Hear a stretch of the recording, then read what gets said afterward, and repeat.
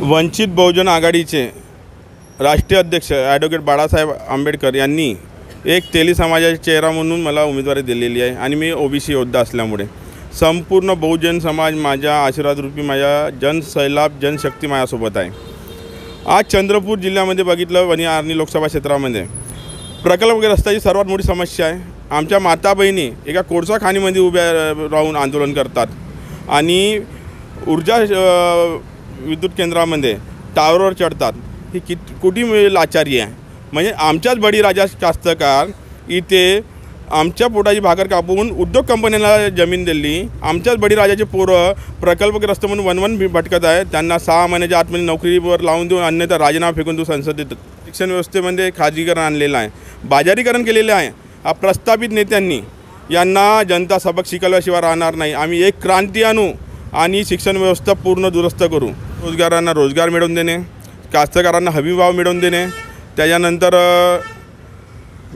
ज्या शिक्षण क्षेत्रामध्ये खाजगीकरण आहे KG to PG पर्यंत फ्री शिक्षण व्यवस्था आणणे, स्थानिक वनपट्टे आहे शेती करत आहे आमचे पिढी लोक त्यांना वनपट्टे मालकी हक्क मिळवून देणे, नजूलवरती जितके पण लोक बसलेले आहे त्यांना त्यांच्या मालकी हक्काचे जागा मिळणे, जटप्रा गेटची कोंडी आहे ते सोडवणे आणि ज्या ज्या तालुक्यामध्ये छत्रपती शिवाजी महाराजांचा पुतळा नाही त्या तालुक्यात छत्रपती महाराजांचा पुतळा उभारणार आणि गोंडकालीन राणी हिराई आत्राम जटप्रा गेटवरती पुतळा बांधल्याशिवाय राहणार नाही आम्ही आणि जटप्रा गेटला छत्रपती शिवाजी महाराजा पुतळा बांधू।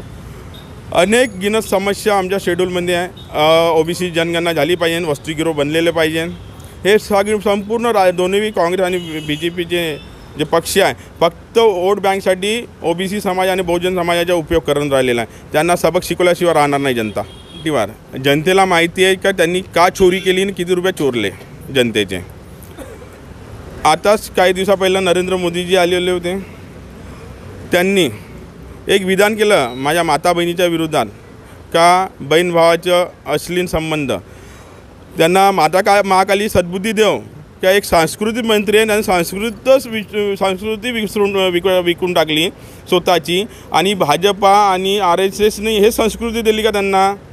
एवढे उच्चवर्गीय आणि शिक्षित नेते अशा प्रकारे आमच्या माता बहिणीचे लाज पूर्ण जनतेसमोर काढणार तर त्यांना माफ करणार का जनता? महाकालीचरणी हेच प्रार्थना आहे का त्याला सद्बुद्धी देव। आणि दुसरी गोष्ट त्यांनी जे वृक्ष लागवड केली पहिले 2 कोटी नंतर 4 कोटी नंतर 13 कोटी नंतर 35 कोटी हे 53-54 कोटी जे वृक्ष गेले त्याच्या पैसा कुठे गेला? वृक्ष लागले असते वाढले असते आज थोडं टेम्परेचर कमी असतं, हरियालीचं वातावरण असतं। त्यानंतर 4 बसस्टॉप बांधले, 8 गार्डन बांधले। हा विकास नाही आहे।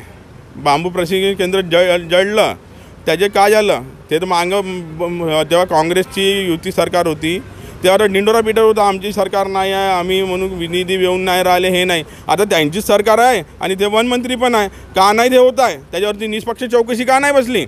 सगळा खेळ मुनगंटीवार साहेबांचा आहे। त्यांना जनता माफ करणार नाही। एकीकडे प्रस्थापित स्वर्गीय बाळूबा धानोरकर हे पहिले आमदार होते आता खासदार आहे, त्यानंतर त्यांचे मिसेस आता आमदार आहे, ते खासदारकीसाठी उभे आहे आणि त्यांचेच भाऊ दीर नगराध्यक्ष आहे। ह्याच घराण्यातलाच का कुणब्याचे राज पाहिजे म्हणत आहे? म्हणजे आदिवासी समाज कुठे गेला, तेली समाज कुठे गेला, बंजारा समाज कुठे गेला, बौद्ध समाज कुठे गेला, मामिडी समाज कुठे गेला? यांचे राज्य नको का? यांना जनता सबक शिकवल्याशिवाय राहणार नाही। फक्त त्यांनी 10 दारूचे दुकानं बांधले, 4 बंगले बांधले स्वतःच्या आणि 138 कोटी रुपये कमवून सरकारला हिशोब दिलेला आहे इलेक्शन कमिशनरकडे। बाकीचा ब्लॅक मनी गेला कुठे? त्यांना तर EDच्या नोटीस दिलेल्या आहे मोदी सरकारने, त्यामार्फत मोदी साहेबांना कोणता इलेक्ट्रिक बॉन्ड फंडिंग भेटलेलं आहे हे जनतेसमोर येणं आवश्यक आहे।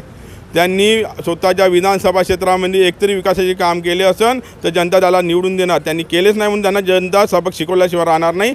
आणि माझ्या पाठीशी पूर्ण बहुजन समाज, पूर्ण ओबीसी समाज, तेली समाज आशीर्वाद रूपी मताचा वर्षाव करून मला बहुमताने विजय करणार आहे।